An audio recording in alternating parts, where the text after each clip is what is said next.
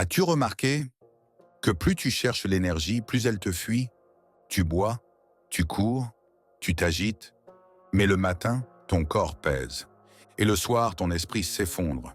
Nous vivons dans un monde qui confond mouvement et vitalité. Nous consommons pour nous réveiller, mais nous oublions de nous éveiller pour vivre. Le Bouddha n'a jamais bu de café. Et pourtant, il marchait pendant des heures, méditait des jours, et rayonnait une paix qui traversait les montagnes. Alors, d'où venait cette force tranquille, cette énergie douce mais inépuisable? Existe-t-il un feu intérieur que l'on n'aurait pas besoin d'alimenter sans cesse? Dans cet espace sacré que nous ouvrons ensemble, je vais te transmettre un savoir oublié, un savoir que les moines gardent en silence, mais que ton corps reconnaîtra s'il écoute. Aujourd'hui, nous allons explorer ce que le bouddhisme enseigne au corps, pour générer une énergie stable, paisible et durable, sans café, sans agitation et surtout sans se perdre. Si ce chemin t'appelle, abonne-toi, écris en commentaire « Le calme est ma vraie puissance » et reste bien jusqu'à la fin, car ce que tu vas entendre pourrait transformer à jamais ta relation à ton énergie vitale. Dans le Dhammapada, le Bouddha dit ceci: « L'esprit paisible donne naissance à un corps paisible. » Ce n'est pas une image, c'est une loi. À l'époque du Bouddha, les moines vivaient avec très peu. Pas de stimulants, pas de distraction. Seulement la présence, la marche, la respiration, le silence. Et pourtant, leur énergie était stable comme une montagne, claire comme un ciel vide, souple comme le vent dans les feuilles de bambou. Pourquoi? Parce qu'ils savaient que l'énergie véritable ne vient pas de l'extérieur, mais de l'alignement intérieur. Le monde moderne a oublié cela. Aujourd'hui, on cherche l'énergie dans ce qui excite, dans ce qui réveille brutalement le système nerveux. Mais cette énergie-là est comme un feu de paille. Elle brûle fort, puis elle te laisse vide. Ce que le bouddhisme nous enseigne, c'est que l'énergie n'est pas un pic. C'est un flux naturel qui naît de l'équilibre entre le corps, le souffle et la conscience. Quand tu respires en pleine attention, quand tu manges avec gratitude, quand tu marches sans but, alors l'énergie circule et elle ne te quitte plus. Dans cette vidéo, nous allons revenir à ces fondations sacrées, à cette sagesse si simple qu'on l'a négligée et à ce corps qui ne demande qu'à se souvenir. Mais avant de continuer, ferme doucement les yeux et imagine une source d'énergie qui ne dépend de rien, ni du café, ni de ta volonté, juste d'un équilibre entre le souffle, la pensée et le silence. C'est ce que nous allons explorer maintenant. Et si tu sens que ce chemin a du sens, abonne-toi. Le voyage ne fait que commencer. La première cause de perte d'énergie dans notre époque agitée est liée à un déséquilibre profond entre le corps et l'esprit. C'est une vérité simple, mais souvent ignorée. Lorsque tu te lèves le matin, ton premier geste n'est pas toujours de respirer, mais souvent de chercher à faire, à rattraper, à être efficace. Alors tu bois un café, tu consultes un écran, tu lances ta journée dans une tension presque invisible, mais constante. Ton esprit, sans le vouloir, entraîne ton corps dans une course sans ancrage. Cette course n'a pas toujours l'air violente, mais elle crée en toi une agitation subtile. Le Bouddha appelait cela dukkha, une forme de souffrance sourde, celle de l'agitation intérieure permanente. Ce n'est pas une douleur spectaculaire, c'est un vide discret, une fatigue sans cause, un manque de vitalité qui ne vient pas de ton âge, ni de ton alimentation, mais de ton lien perdu avec l'instant. Dans le bouddhisme, l'énergie n'est pas une force brute à produire, mais un courant naturel à laisser circuler. Quand tu respires avec attention, quand tu marches sans penser à ta destination, quand tu reviens à ce que tu fais, alors ton énergie revient aussi. Mais dans le monde moderne, cette sagesse est inversée. Nous utilisons notre corps pour satisfaire un esprit inquiet. Nous stimulons nos sens pour fuir l'ennui. Et peu à peu, nous nous coupons de la seule source d'énergie vraiment durable, la présence. Cette agitation, devenue normale, n'est pas neutre. Elle épuise. Elle te vide, même quand tu ne fais rien. Alors, la première cause à reconnaître, c'est celle-ci. Tu perds ton énergie chaque fois que tu t'éloignes de la lenteur, chaque fois que tu oublies ton souffle, chaque fois que tu fais sans être. Reconnaître cela, c'est déjà ouvrir une porte vers une autre manière d'habiter ton corps, ton esprit et ta vie. Le deuxième principe que nous révèle la sagesse bouddhiste est à contre-courant de tout ce que l'on nous enseigne depuis l'enfance. Ce principe dit ceci: l'énergie véritable ne vient pas de l'effort, elle vient du calme. Dans notre culture, plus on veut accomplir, plus on pousse, on force, on lutte. L'idée est simple. Pour avoir de l'énergie, il faut se bouger. Mais le Bouddha, lui, enseignait l'inverse. Il disait que lorsque l'esprit se calme, le corps retrouve sa vitalité naturelle. Quand le mental cesse de se disperser, l'énergie revient, douce, stable et profonde. Ce principe repose sur une loi subtile de la vie intérieure. Ce que tu cherches avec tension te fuit, mais ce que tu accueilles avec paix se révèle. Dans la pratique bouddhiste, le souffle est un maître. Il ne s'impose pas, il se reçoit. Les moines passent des heures à simplement ressentir leur respiration, sans la contrôler, sans la juger. Et dans cette simple présence, quelque chose se réveille. Pas d'une énergie explosive, pas une montée d'adrénaline, mais une stabilité intérieure qui devient force tranquille.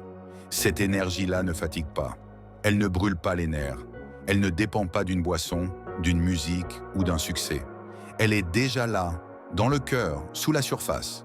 Mais pour l'atteindre, il faut d'abord faire taire le bruit des attentes, le bruit des peurs, le bruit du monde. Ce deuxième principe nous invite donc à reconsidérer notre relation à l'effort. Il ne s'agit pas de ne rien faire, il s'agit de ne plus s'agiter intérieurement. Car ce n'est pas le corps qui manque d'énergie, c'est l'esprit qui en disperse trop. Lorsque tu reviens au silence, à la lenteur, à la respiration, tu découvres une vérité simple. L'énergie la plus durable est celle qui ne vient pas de toi, mais celle qui circule à travers toi lorsque tu n'essaies plus de la posséder. La troisième vérité que la sagesse bouddhiste nous invite à reconnaître, c'est que nous ne perdons pas notre énergie à cause du monde, mais à cause de nos réactions au monde. Cette vérité peut déranger, car elle renvoie à notre propre responsabilité intérieure. Mais elle libère aussi. Chaque fois que tu laisses une émotion te submerger, sans la voir, sans l'écouter, elle puise en toi. Chaque colère, même silencieuse, brûle de la vitalité. Chaque peur que tu retiens comme un souffle coupé fige ton énergie dans les muscles et le ventre. Chaque pensée ruminée tourne en boucle, comme un vent qui assèche la terre. Le Bouddha parlait des 5 poisons, l'attachement, l'aversion, l'ignorance, l'orgueil et la jalousie. Ces états d'esprit, lorsqu'ils ne sont pas observés avec clarté, deviennent des fuites constantes. Ils volent ta force sans que tu le remarques. Pas parce qu'ils sont mauvais, mais parce qu'ils enferment ton énergie dans une boucle. L'attachement te fait désirer sans fin. L'aversion te fait rejeter sans repos. L'ignorance t'éloigne de ta lumière. L'orgueil te pousse à jouer un rôle. Et la jalousie t'empêche de célébrer ce que tu es déjà. Ces émotions ne sont pas des erreurs, elles sont des signaux. Mais si tu les crois, si tu les suis sans conscience, alors ton énergie s'épuise. Comme un feu qu'on entretient avec des feuilles mortes, sans jamais le nourrir avec du bois stable. La sagesse bouddhiste ne demande pas de fuir les émotions. Elle invite à les voir, à les sentir et à les traverser avec lucidité. C'est cette présence qui change tout, car une émotion vue est une émotion libérée. Et chaque émotion libérée devient une source d'énergie retrouvée. Cette troisième vérité oubliée nous dit que la paix ne vient pas de ce qui nous entoure, mais de ce que nous cessons de nourrir en nous. Moins tu nourris les poisons, plus ton énergie se purifie. Et plus elle se purifie, plus elle devient une lumière tranquille qui ne dépend de rien. La quatrième clé, transmise par la vie monastique, est celle d'une posture intérieure qui régénère l'énergie sans jamais l'exiger. Ce n'est pas une méthode, ce n'est pas une performance, c'est une manière d'être. Dans les monastères bouddhistes, l'énergie n'est jamais cherchée, elle est accueillie. Les moines ne courent pas après la vitalité, ils cultivent les conditions pour qu'elle se manifeste naturellement. Leur corps est posé, leur souffle est calme, leur regard est vaste. Ce qu'ils vivent n'est pas un état forcé, c'est une discipline intérieure qui apaise les vents de l'esprit. Cette posture ne se limite pas à s'asseoir. C'est une présence constante à ce que l'on fait, à ce que l'on ressent, à ce que l'on est. Moins de gestes, moins de mots, plus de silence. Et dans ce silence, une autre forme d'énergie apparaît. Pas celle qui excite, pas celle qui éblouit, mais celle qui soutient, comme la racine invisible d'un arbre, profonde et stable. Dans leur quotidien, les moines pratiquent la marche lente, le chant sacré, les gestes rituels. Non pas pour obtenir quelque chose, mais pour rester connectés à une fréquence plus basse, plus ancrée, plus vraie. Ils vivent en harmonie avec les cycles du jour, les rythmes du corps, les mouvements subtils de l'esprit. Cette stabilité devient alors leur force. Et cette force ne s'épuise pas, car elle ne dépend pas d'un résultat. Elle vient d'un alignement. Cette quatrième clé nous invite à faire de même, même au cœur de la vie moderne. Il ne s'agit pas de devenir moine. Il s'agit d'habiter ton corps comme un sanctuaire, de te lever comme si chaque mouvement comptait, de respirer comme si ton souffle était sacré, de marcher sans fuir l'instant. C'est dans cette posture intérieure, stable et consciente, que renaît une énergie profonde, silencieuse et durable. La cinquième révélation que nous offre la sagesse bouddhiste touche à un paradoxe spirituel profond. Ce paradoxe, c'est que l'énergie la plus pure ne naît pas d'un effort de volonté, mais d'un véritable lâcher-prise. Nous avons été conditionnés à croire que la force intérieure se construit à force de discipline, de contrôle, de performance. Mais les anciens maîtres enseignent une autre voie, celle du feu intérieur. Pas le feu de la rage, pas celui du stress, mais un feu plus ancien. Un feu tranquille qui brûle sans détruire. Ce feu réside dans le ventre, dans ce que la tradition zen appelle le hara, le centre profond de stabilité et de puissance. Il ne s'active pas par tension, il s'éveille dans le relâchement. Lorsque tu respires lentement, profondément, et que tu sens ton souffle descendre jusque dans ton bas-ventre, alors ce feu s'allume doucement. Il ne flambe pas, il chauffe, il éclaire, il soutient. Le problème, c'est que, dans notre monde, on veut tout forcer. On veut obtenir l'énergie, la contrôler, l'exploiter. Mais cette attitude crée l'effet inverse. Elle éteint le feu, elle brise l'élan naturel du corps. Le Bouddha enseignait que plus tu t'attaches, plus tu perds. Et cela vaut aussi pour l'énergie. Plus tu la veux, plus elle se fige. Plus tu la laisses venir, plus elle te traverse. Ce feu intérieur n'est pas une création de l'ego. Il est le fruit de l'abandon. L'abandon des attentes, l'abandon de la tension, l'abandon du besoin de tout maîtriser. Ce lâcher-prise n'est pas une faiblesse. C'est un acte de foi en la vie qui circule déjà en toi. Et lorsque tu acceptes de ne plus contrôler, l'énergie vient, par elle-même, dans le souffle, dans la posture, dans la marche, dans le simple fait d'être là, présent, disponible, entier. Cette cinquième révélation est une invitation sacrée. Cesse de forcer et tu deviendras fort. Laisse l'énergie revenir, non comme une conquête, mais comme un don, et tu verras qu'elle ne t'a jamais quitté. Jusqu'ici, tu as compris ce qui vide ton énergie, mais maintenant, nous allons descendre plus profondément, là où peu osent aller, dans ces espaces intérieurs où se joue la véritable alchimie de l'être. Si tu es encore là, c'est que ce chemin résonne en toi. Alors abonne-toi et reste jusqu'au bout. Ce qui vient pourrait transformer ta vision de la réalité. La première révélation que nous offre la sagesse du Bouddha est la suivante. L'énergie que tu portes aujourd'hui est le fruit de toutes tes habitudes passées. Ce que tu ressens dans ton corps, dans ton souffle, dans ton esprit, n'est pas simplement le résultat de ce que tu as fait ce matin. C'est le résultat d'un mouvement beaucoup plus ancien. Le bouddhisme appelle cela le karma. Non pas un jugement, non pas une punition, mais une mémoire énergétique. Chaque fois que tu répètes un geste sans conscience, que tu entretiens une pensée mécanique, que tu ressens une émotion sans l'accueillir, tu laisses une trace. Cette trace ne s'efface pas seule. Elle s'imprime dans les couches subtiles de ton être. Le corps enregistre tout. Le souffle s'en trouve modifié. Le système nerveux s'adapte. Peu à peu, ces habitudes deviennent comme des empreintes sur une argile encore fraîche. Elles façonnent ton état de présence. Et elles influencent directement la manière dont l'énergie circule en toi. Une tension répétée devient une fermeture. Une fuite émotionnelle devient une faiblesse. Une croyance limitante devient un barrage invisible. Ces mémoires se superposent, créant des nœuds que l'on ne voit plus. Et pourtant, ils sont là. Ils bloquent la fluidité. Ils fatiguent. Ils consument. Ils dispersent. Mais voici ce que les anciens maîtres nous disent. Tout ce qui a été inscrit peut être transformé. Tout ce qui a été figé peut être relâché.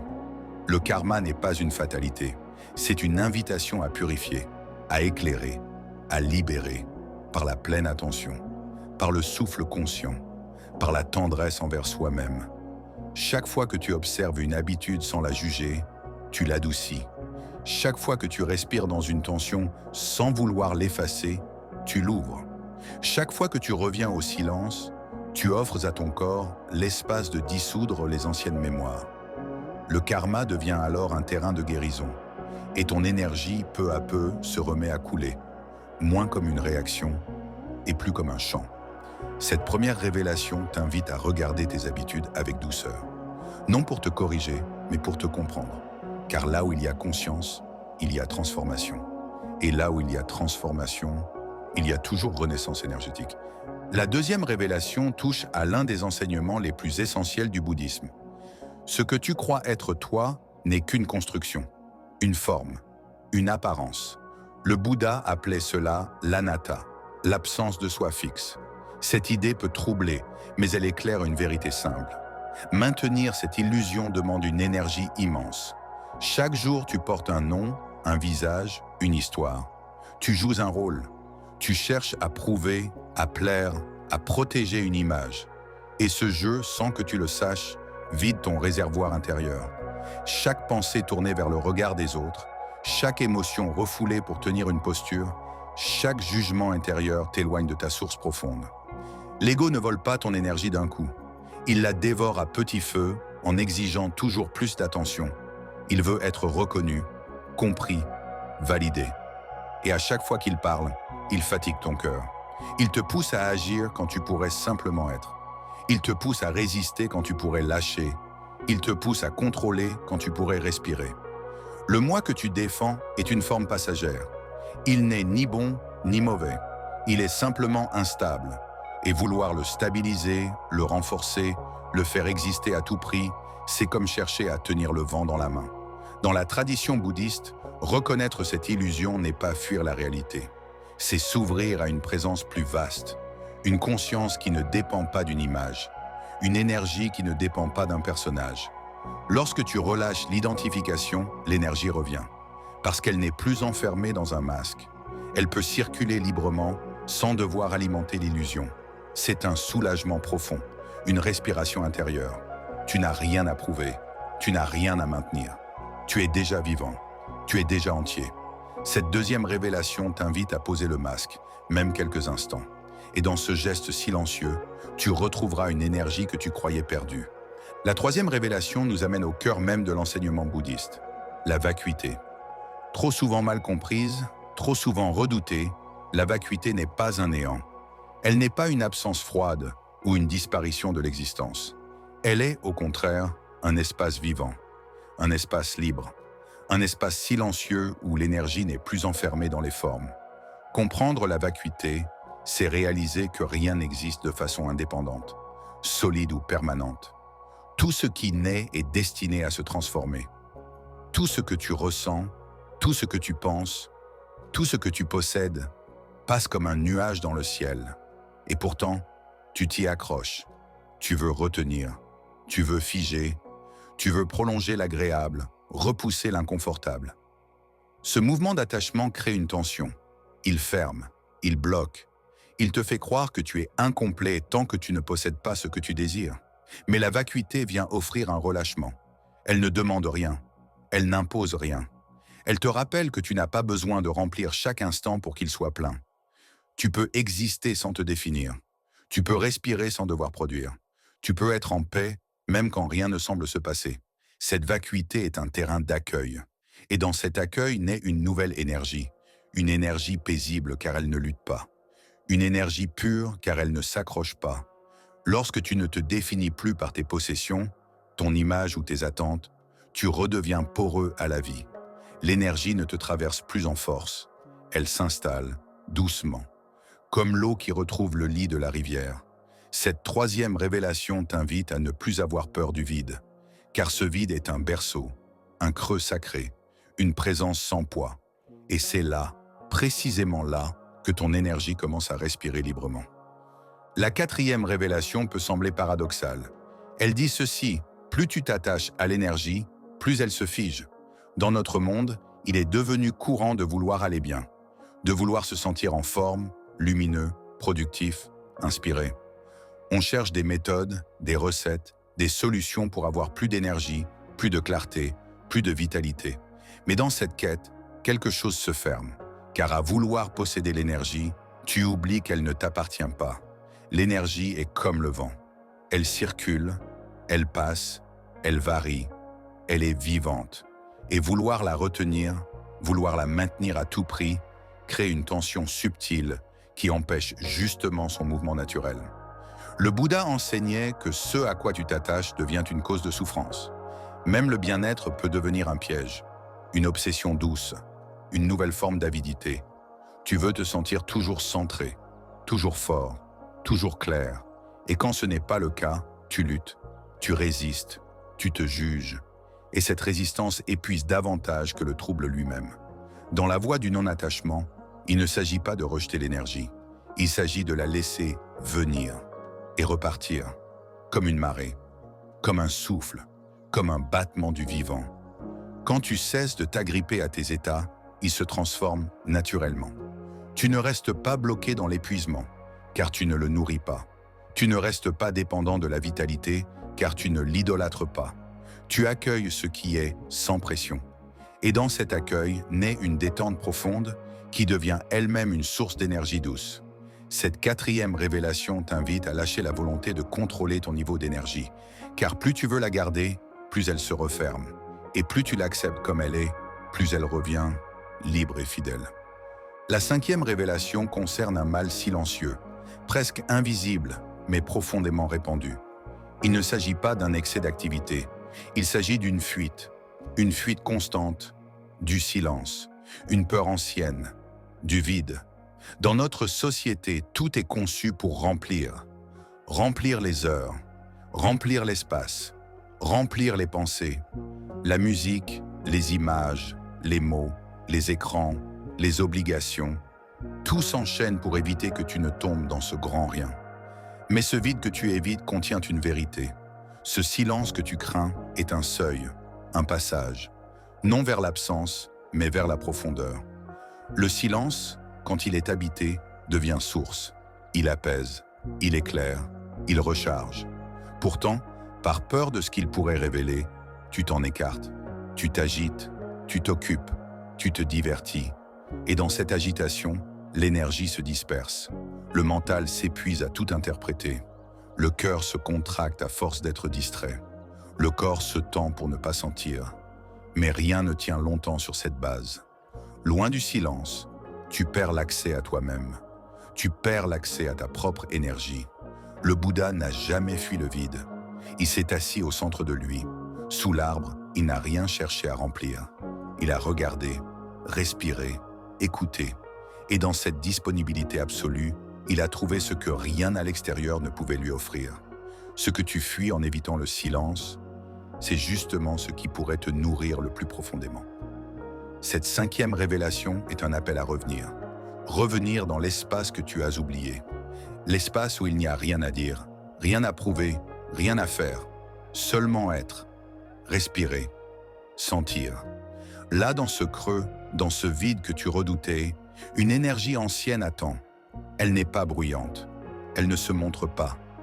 Mais si tu restes, elle se lève, doucement, entièrement, comme une force douce venue du silence même.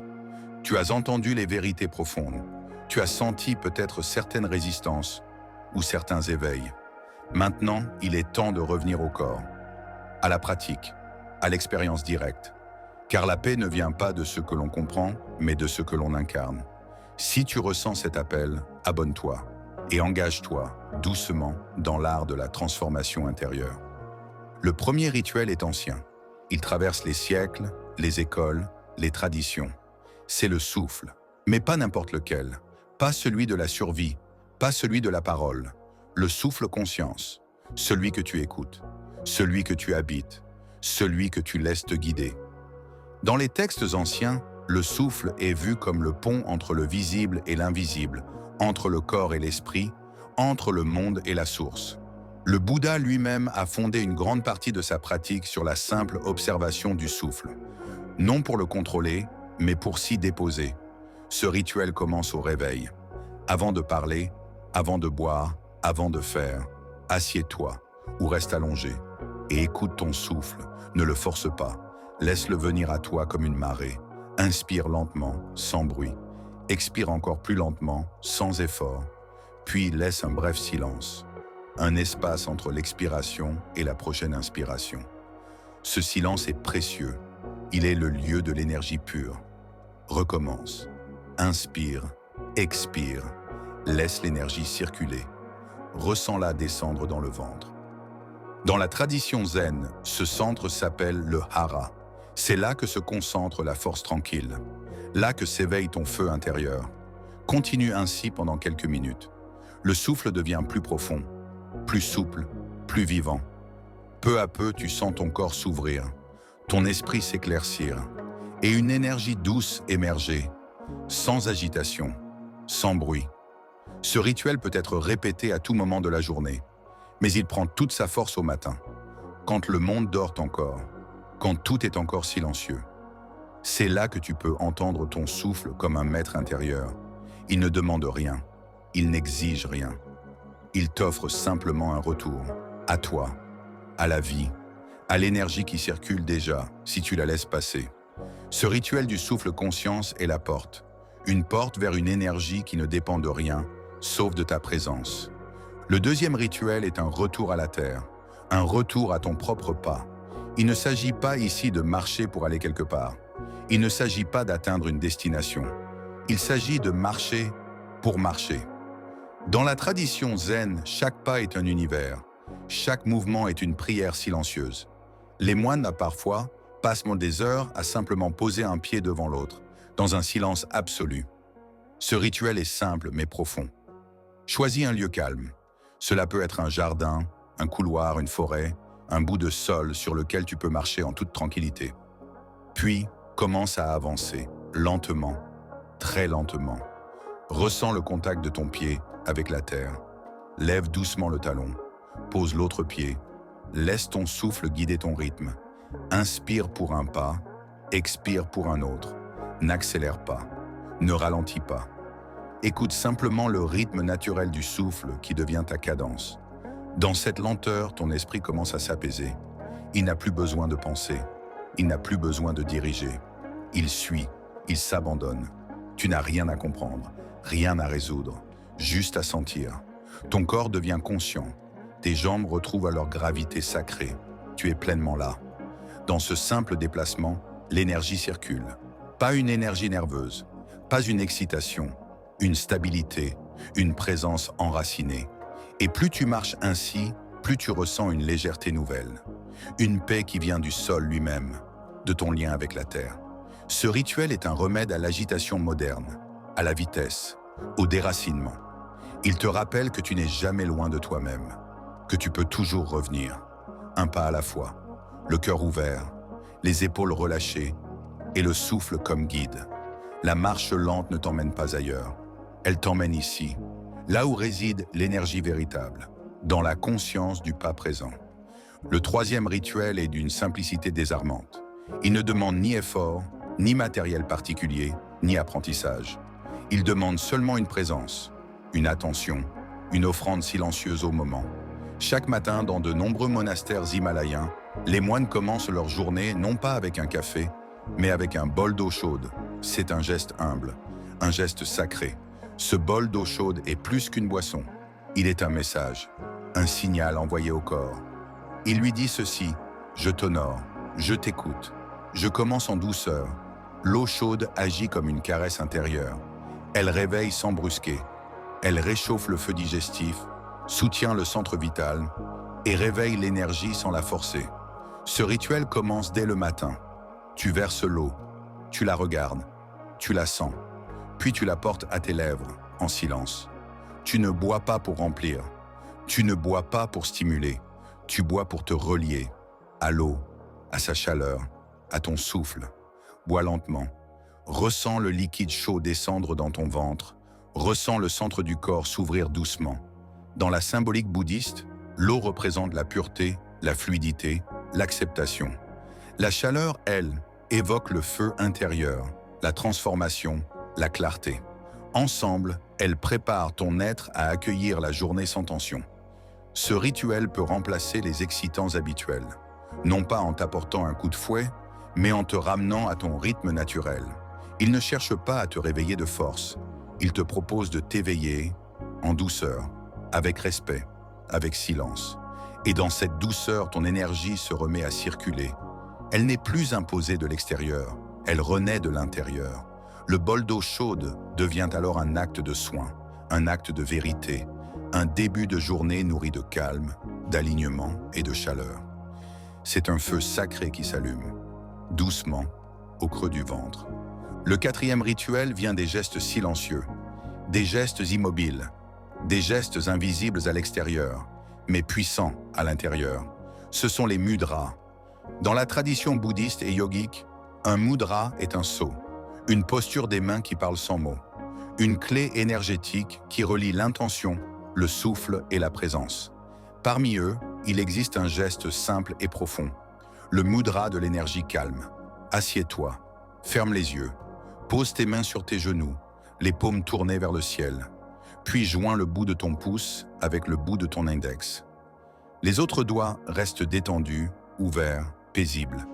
Ce geste forme un cercle d'unité, un cercle de retour à soi. Dans ce contact, quelque chose s'apaise. Le mental ralentit, le souffle s'installe, le corps s'ancre. Ce mudra active le courant de calme intérieur. Il envoie un message au système nerveux. Tout est en ordre. Tu n'as rien à prouver. Tu peux te déposer. Reste ainsi quelques instants. Respire doucement. Sens le lien entre ton geste, ton souffle et ton énergie. Tu peux pratiquer ce rituel pendant la méditation, dans les moments de doute, ou simplement lorsque tu sens une tension qui monte. Tu n'as besoin de rien d'autre, juste de ta présence, juste de ce cercle. Ce cercle est aussi un rappel. Tu n'es pas séparé. L'énergie circule en toi comme elle circule dans la nature. Quand tu es calme, elle s'ouvre. Quand tu es tendu, elle se referme. Ce rituel est un sceau. Il scelle l'équilibre. Il ancre la sérénité. Il transforme un simple geste en sanctuaire. Et dans ce sanctuaire, l'énergie retrouve sa source paisible. Elle ne force plus. Elle s'installe, présente, claire, silencieuse. Le cinquième rituel est une offrande faite au silence. Une parole qui ne se dit pas, mais qui se ressent. Une vibration intérieure, douce, continue, ancienne. C'est le mantra silencieux. Dans la tradition bouddhiste, le mantra n'est pas une formule magique. C'est une vibration de l'esprit, une onde de conscience, une graine que l'on plante à l'intérieur et qui, avec le souffle, éclaire peu à peu tout l'espace intérieur. Le mantra que je te propose aujourd'hui est un mantra universel. Il est simple, profond, accessible à tous. Il dit « Soham ». Cela signifie, en sanskrit ancien, « Je suis cela ». Cela, c'est la vie. Cela, c'est la paix. Cela, c'est l'unité. Tu n'as pas besoin de le chanter. Tu n'as pas besoin de le dire à voix haute. Il suffit de le laisser couler en toi, au rythme du souffle. Inspire en pensant So. Expire en pensant âme. Inspire. So. Expire. Âme. Laisse ce rythme te porter. Laisse les pensées se déposer. Laisse l'énergie circuler. Le mantra agit comme une pluie fine. Il nettoie l'espace mental. Il détend le cœur. Il relie le souffle à l'esprit et l'esprit à l'univers. Tu peux pratiquer ce rituel le soir avant de dormir, ou à tout moment où tu sens que ton énergie s'éparpille. Allonge-toi ou assieds-toi confortablement. Ferme les yeux. Pose une main sur ton cœur si tu le souhaites. Et laisse la répétition silencieuse du mantra ramener ton attention vers l'intérieur. Ce rituel n'exige rien. Il ne demande pas de croire. Il suffit d'écouter, de sentir, de suivre. Et plus tu pratiques, plus tu sentiras cette vibration t'habiter. Non comme une pensée, non comme un effort, mais comme un rythme ancien qui vient réveiller ce qui a toujours été là. La paix, la force, l'énergie tranquille. Ce mantra n'ajoute rien. Il révèle. Et ce qu'il révèle, c'est toi. Tu es venu ici avec une question, une fatigue peut-être, un besoin, une quête d'énergie, sans tension. Et pas à pas, tu as traversé des vérités, des révélations, des pratiques. Tu as entendu que l'énergie ne se trouve pas, elle se retrouve. Qu'elle ne se prend pas, elle s'accueille. Tu as vu que ce n'est pas le monde qui te vide, mais l'agitation intérieure. Tu as vu que l'énergie n'est pas un pic de stimulation, mais un flux qui naît du calme. Tu as reconnu que ce flux se bloque lorsque tu t'attaches, lorsque tu fuis, lorsque tu luttes. Et tu as reçu 5 rituels, 5 gestes sacrés pour te ramener à toi-même. Respirer, marcher, boire, poser les mains, vibrer en silence. Rien de plus. Rien de spectaculaire, mais tout, en réalité, est là. L'énergie que tu cherches ne dépend d'aucune méthode compliquée. Elle dépend d'un retour, d'un respect, d'une conscience posée. Si tu appliques ces rituels avec patience, avec présence, avec sincérité, quelque chose changera, d'abord doucement, puis profondément. Et sans effort, tu sentiras cette force tranquille s'installer. Elle ne crie pas, elle ne brille pas, mais elle reste, elle soutient, elle éclaire. Alors prends soin de ton souffle, prends soin de ton pas, prends soin du feu que tu portes en silence. Et souviens-toi, tu n'as pas besoin d'en faire plus pour être plus. Tu as seulement besoin de te rappeler ce que tu es quand tu ne résistes plus. Si ce chemin t'a touché, abonne-toi. Laisse en commentaire ces mots simples. Je choisis la paix intérieure. Et si ton cœur te le souffle, reviens. Reviens à cette voix. Reviens à ce lieu. Reviens à toi. Là où tout commence. Et là où, toujours, l'énergie véritable t'attend.